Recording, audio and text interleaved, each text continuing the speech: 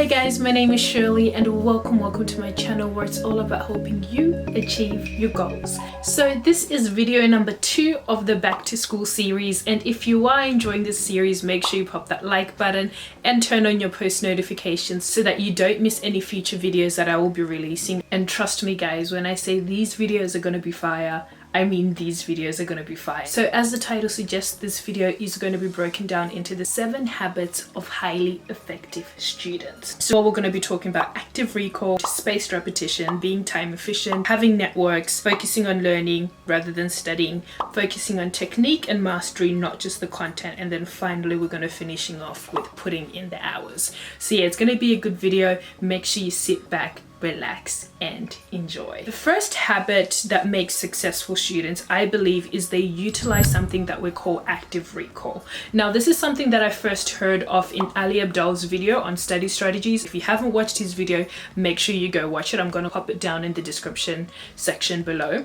But essentially active recall, right, is centered around the whole idea of quizzing and testing yourself. So a lot of us have grown up with the idea that, you know, in order to learn, you just read through a book, you highlight and you make notes and voila, you know everything. But that's not actually how our brain works, and that's not the best way to study. The harder it is for you to recall new learning from memory, the greater the benefit of doing so. Making errors will not set you back so long as you check your answers and correct your mistakes. Now, why active recall is so important is you're not passively reading. Like, how many times have you read through a textbook and like 5 minutes after reading, or not even 5 minutes, like a few seconds after reading, you're just like, what did I even read?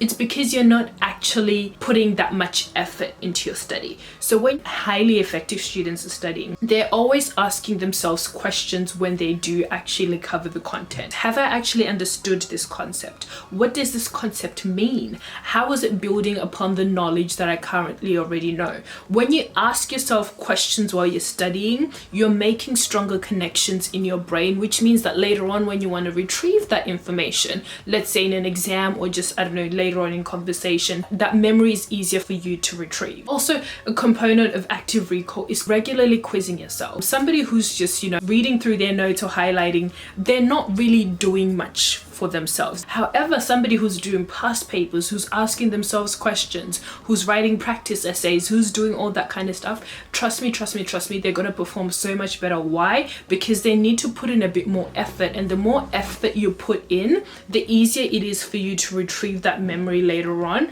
and the better it is stored in your brain. Next thing that we're going to talk about is spaced repetition, and this is something that they discuss in the book Make It Stick. The thing about highly effective students is when they learn something, they don't just learn it once and then never revisit the content, but they're constantly always going back on what they've learned. Why? Because our brain forgets. It's just basic human anatomy. Learn one thing, revisit it, and then every time you learn again, build on those foundations, build on those things that you've already learned. Now, another thing, highly effective students are very time efficient. Now, it's no secret, everyone is time poor. Everyone is super busy, everyone is stretched, everyone has so much on their plate. But what I found about effective students is regardless of how time poor that they are, they always find a way to make things work. Think of Beyonce, think of Oprah, like think of all those crazy amazing people. They all have the exact same 24 hours that we do, but look at the amount of stuff that they accomplish in a 24-hour basis. So I feel like to be highly effective, you really need to be efficient with your time.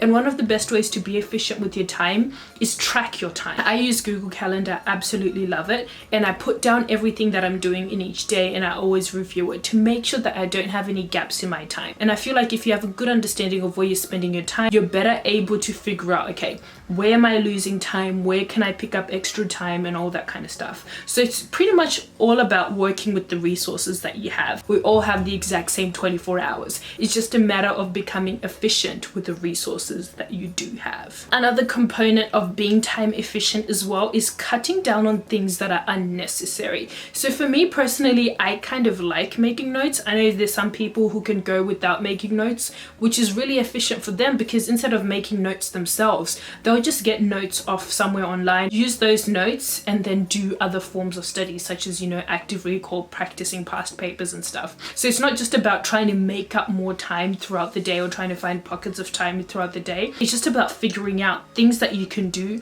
to reduce the amount of time that you're spending on tasks that may not necessarily be as helpful or as productive for your learning. The next thing that I've really observed is successful students have really good networks. When you have good networks, when you have good relationships with either people in your grade, and especially people above your grade or above your year level, you have access to so many more resources than you would have if you're on your own. I figured this out when I was in uni as well. There were some times that, you know, I'd speak to somebody who's in a year above and all that kind of stuff, and they'll be like, oh, I have this past paper, would you like it? I'm like, yeah, sure, man, send it to me. Having somebody in the year above, they can tell you the things that, you know, are going to be in the exam, because a lot of the time universities and stuff like that, they don't really change papers that much. Then also having relationship with lecturers and teachers. Goodness, I can't even put a value on how important that is. Getting your paper marked, or practice essay or something marked by a teacher or a lecturer, that kind of stuff it's beyond invaluable. And majority of the time, lecturers, tutors, they help with creating the exam papers and stuff. So a lot of the time, if you do build those good relationships, they can sometimes, you know, drop little hints and pieces here and there about what's going to be in the paper. A lot of us, when we're doing a subject or whatnot, we just go into class, we study, we focus on passing the exam, moving on and going to the next subject. And, you know, there's nothing per se wrong with that. You know, some people just want to go through things real quick, and that's completely fine. But I found people just perform better when they're more invested in the learning rather than just passing a test. And I feel like this really does have to start with a mindset shift. And you really do have to switch your mindset from just being, I'm just in this class for the sake of passing it because it's a requirement of my degree. A lot of the time, if you go into, you know, a subject or a course with that mentality, you're not going to perform as well as if you were to switch that mindset and say, oh, I'm really interested in this. I feel like this is really going to help me out in XYZ. Our mind, it believes what we tell it. So if you tell your mind over and over again that you enjoy this subject, eventually your mind is going to believe that you enjoy that subject. And the more that you enjoy something, the more you're prone to work on it in your free time. And the more you're prone to work on it on your free time, the more you're prone to perform better in that subject. Another habit that I found is successful students focus on technique and mastery rather than just the content. In the HSC, for instance, which is, you know, your last year of high school here in Australia, a lot of the time what separates a band 6 and a band 5 is not the content itself, it's not the knowledge itself, but it's the technique in the responses. You could have people who know exactly the same amount of content, who know